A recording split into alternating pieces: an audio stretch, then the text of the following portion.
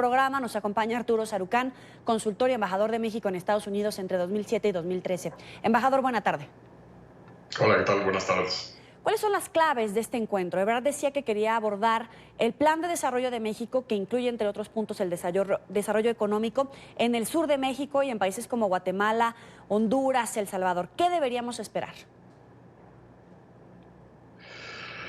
La gran apuesta mexicana, evidentemente, es correcta. Es decir, mientras no atendamos México, Estados Unidos y otros países de la región, las causas estructurales, ya sean económicas o de inseguridad, que generan estos flujos transmigratorios a través de México y de otras partes de América Latina, a través del territorio mexicano hacia Estados Unidos, no vamos a resolver el problema.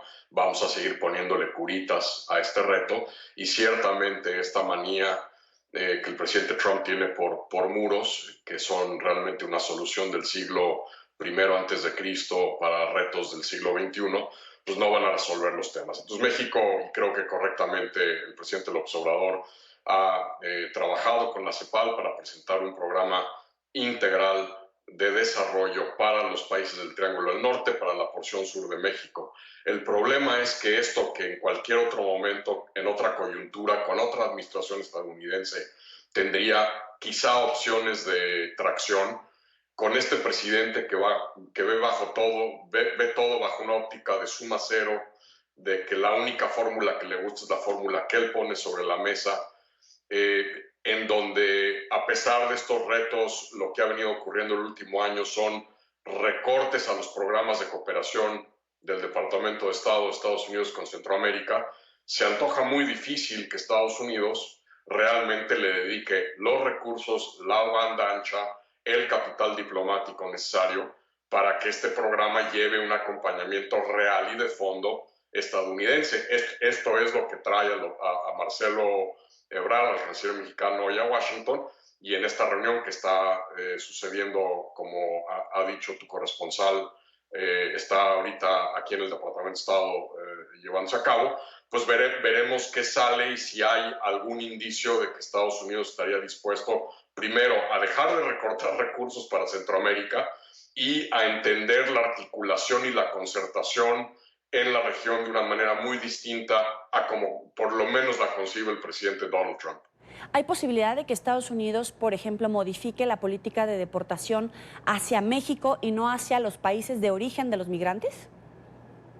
Yo no veo eso en la mesa ahorita. Yo creo que, sobre todo más a raíz de la purga que se acaba de dar en el Departamento de Seguridad Interna con la renuncia de la exsecretaria de Seguridad, Kirstjen Nielsen, con las designaciones de personas con posiciones mucho más duras en posiciones claves de ese departamento, con un presidente totalmente encarrilado ya en su campaña de reelección, donde el alcahueteo de la migración y de la inseguridad fronteriza y de los migrantes va a seguir siendo una de sus grandes banderas político-electorales camino a su reelección. Lo veo muy difícil.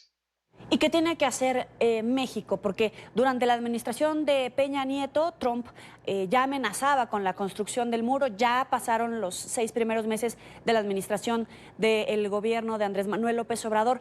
Pero ¿va ganando, va perdiendo México frente a esta insistencia del presidente de los Estados Unidos de construir una barrera fronteriza? Van 640 kilómetros. Mira, yo no creo que es un tema de ganar o perder. Yo creo que es un tema de errores en el diseño de políticas públicas. Es decir, la decisión de construir o no un muro, nos pueda gustar o no, nos parezca o no, es una decisión soberana de Estados Unidos y del Congreso estadounidense. Si Estados Unidos cree que dedicándole 23,000 millones de dólares a la construcción de un muro de costa a costa es la mejor manera de mejorar su seguridad, pues allá ellos. No va a mover la aguja, primero porque la mayor parte de las drogas que entran al territorio estadounidense entran a través de los puertos de cruce fronterizo, no entre los puertos de cruce fronterizo. Entonces, ¿para qué sirve un muro? Y segundo, no va a mitigar ni atender las causas estructurales de la emigración, ya sean por seguridad o por faltas de oportunidades económicas que están generando estos flujos migratorios.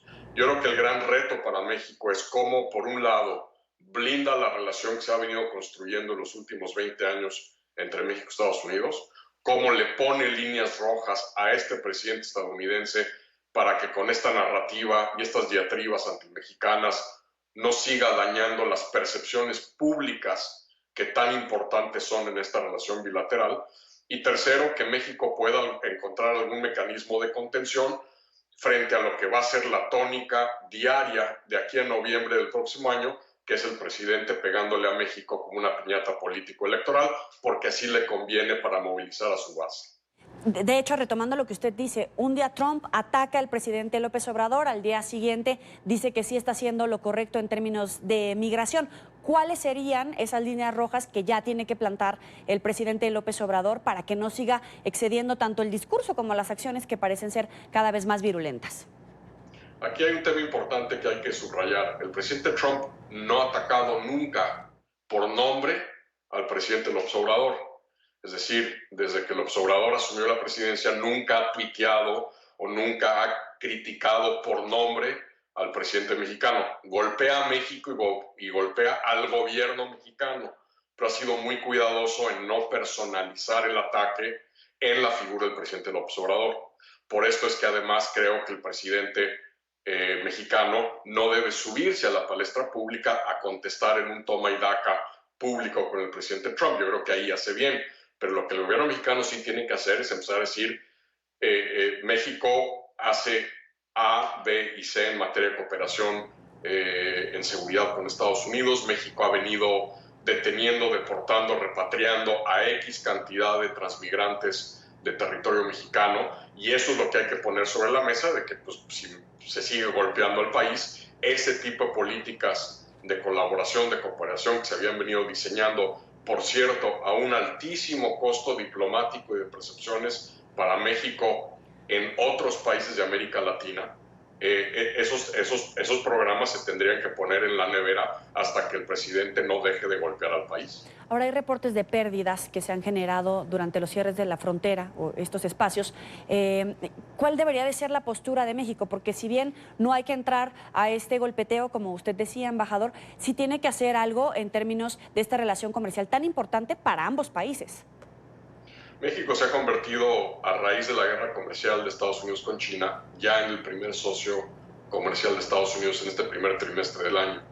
Eso quiere decir que esos 1.6 mil millones de dólares que comerciamos al día están impactando el bienestar y la prosperidad de 5 millones de trabajadores estadounidenses que directamente dependen de la agenda comercial con México. El tema aquí es que México va a tener que seguir trabajando de la mano con los alcaldes, con los gobernadores, con los congresistas de los estados estadounidenses que dependen de esa agenda comercial con México. Es decir, 25 estados de la Unión Americana tienen a México como su primer socio comercial. Entonces, el trabajo diplomático de interacción, de engarce, de cabildeo que México tiene que seguir haciendo con estos gobernadores, con los alcaldes, con los congresistas, va a ser fundamental para contener el impacto de precisamente algunas de estas medidas que el presidente ha tomado, ya sea para presionar a México o para supuestamente atender esta crisis de seguridad nacional en la frontera mexicana-estadounidense a raíz de los flujos migratorios centroamericanos, en donde el presidente está reubicando a personal aduanero, a las actividades de control migratorio, y la falta de personal es lo que precisamente ha generado estos cuellos de botella y este incremento en los costos por pérdidas o por demoras en el cruce de mercancías a lo largo de nuestros 42 puntos de cruce fronterizo entre México y Estados Unidos. Hay una información en desarrollo respecto a que Estados Unidos va a autorizar la instalación de campamentos en la zona fronteriza del lado de Estados Unidos, donde se van a permanecer alrededor de 500,000 migrantes hasta que se dé curso a su petición de asilo. ¿Cuáles serían las claves para atender esta situación de estos migrantes centroamericanos, incluso algunos africanos que ya cruzaron por el territorio mexicano y están de aquel lado en los Estados Unidos? No queda duda que la única manera que esta parte se va a solucionar es con una reforma migratoria integral en Estados Unidos, y una reforma migratoria que le dé más recursos a los jueces, para poder escuchar y atender estas audiencias de asilo o de refugio que muchos de estos migrantes están esperando. Segundo, poder elevar los techos de visas temporales, ya sea para trabajadores agrícolas o trabajadores de las industrias hoteleras y de servicios, que es un porcentaje muy importante. Un mecanismo que permita generar movilidad laboral circular, transparente, ordenada y segura, que permita que un empleador en Estados Unidos contrate a un empleado que pueda venir y regresar de manera segura, ordenada, con una visa, de manera legal. Es decir, es un debate muy, muy importante que se tiene que dar en Estados Unidos, pero que evidentemente en las circunstancias actuales de un presidente que está usando la migración como un instrumento político electoral, pues se antoja muy difícil que en este momento en Estados Unidos pueda prosperar una iniciativa de reforma migratoria. ¿Qué balance hace usted, embajador, de la política migratoria? Por un lado, que lleva el presidente López Obrador, que es muy cuidadoso con su discurso de amor y paz y de no aceptar como que ninguna agresión, aunque sea verbal, para, por ejemplo, pelear con el presidente Trump. Otra, la que lleva el canciller Marcelo Ebrard, y otra, la relación México-Estados Unidos durante la administración de López Obrador. Bueno, es decir, yo creo que lo cortés no quita lo valiente. Es decir, no hay, repito, no hay por qué estar insultando ni entrándole al garlito del dime y te digo, pero sí hay que articular una defensa inteligente, estratégica de todo lo que México y Estados Unidos hemos construido durante los últimos 20 años y que tanto impacta la prosperidad, la seguridad y el bienestar de mexicanos y de estadounidenses. No hay dos países en el mundo que tengan un impacto para el bienestar y la seguridad de sus ciudadanos como México y Estados Unidos. Serían el día a día. Y por lo tanto, creo que uno de los grandes retos, pero también oportunidades, es que se trate de aislar en un compartimento estanco, si me permiten, el histrionismo y la cuenta de Twitter del presidente Donald Trump, y tratar de seguir asegurando que los mecanismos institucionales de la relación bilateral están funcionando día a día en esta tan diversa y tan compleja agenda bilateral, que es quizá la agenda bilateral más rica, más amplia que existe entre dos países en el mundo. Pero si es la agenda, por ejemplo, más importante de México, ¿México no ha perdido nada durante la administración de López Obrador? Bueno, es decir, no ha perdido nada en el sentido de que toda una serie de mecanismos que se han venido construyendo estos últimos años siguen en pie, siguen funcionando, mal que bien con el ruido de fondo del presidente dándole un día sí y un día no a su cuenta de Twitter. Es decir, aquí el tema fundamental es cómo avanzamos primero en un tema central que va a ser la ratificación del renegociado Tratado de Libre Comercio de América del Norte en el Congreso estadounidense, cosa que se antoja difícil por el calendario y por la dinámica político-electoral que se cierne sobre este país en los próximos meses, pero que es una pieza fundamental de ese andamiaje. Es decir, una de las grandes prioridades del gobierno mexicano es garantizar que efectivamente el Congreso estadounidense logra ratificar más temprano que tarde este tratado. Entonces, digamos, esta es una de las piezas que ahorita, digamos, están en espera de que haya definiciones políticas en el Congreso de si sí o si no van a iniciar el debate del TLC antes de la elección presidencial del 2020. Pero no hay una moneda de negociación de los migrantes para renegociar el TEMEC. No, yo creo que, es decir, no, el tema migratorio y el tema comercial de la ratificación del TEMEC, digamos, están cada una en su casillero. Ya. No se deben vincular, yo creo que sería un error en este momento vincularlos. El proceso de ratificación del TLC va a ser ya de por sí lo suficientemente complicado para que le agreguemos otras esferitas al árbol, ya sea migración o seguridad, etcétera. Pero ciertamente sí. El gobierno mexicano cree que si mantiene una tónica de cooperación en materia migratoria, eso ayudará a que el gobierno estadounidense esté mejor dispuesto a impulsar la aprobación del TLC. Yo creo que ahí hay una especie de malentendido de cómo funcionan los procesos de ratificación de acuerdos comerciales en Estados Unidos, porque si bien el Ejecutivo y el presidente son importantes en el proceso de toma de decisiones con respecto al TEMEC, pues ahí los que realmente pesan, uno, son los congresistas, y dos, quienes más van a pesar en esta ocasión son los legisladores demócratas en la Cámara de Representantes.